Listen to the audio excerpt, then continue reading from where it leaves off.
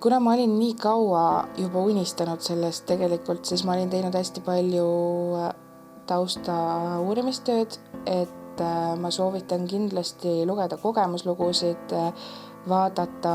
videosid, mis on Solomatini kodulehel üleval, küsida, rääkida inimestega, kes on selle teekonna läbi käinud. Ma tegin hästi suure uurimustöö, uurisin hästi palju selle kohta ja selle käigus loomulikult leidsin ka kogemuslugusid, mis ei olnud läinud nii hästi. Just selles mõttes, et taastumine oli keerulisem,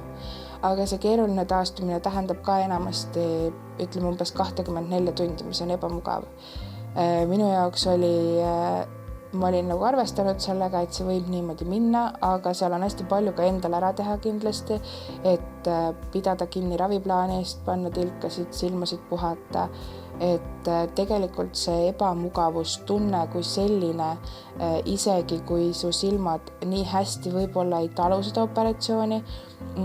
see ebamugavustunne on nii minimaalne ja see läheb nii kiiresti üle, et ma kindlasti soovitan selle sammu ette võtta, sest et elu peale seda operatsiooni on igati väärt seda väikest ohverdust, et lihtsalt hästi palju uurida, küsida, arsti käest kindlasti kõik oma mured, kahtlused üle küsida,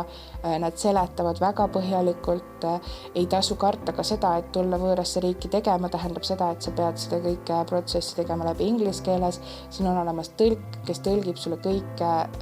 ta on väga tore inimene, väga professionaalne, oskab kõike väga hästi seletada, väga hästi rahustada, nii et karta ei tasu siin küll midagi.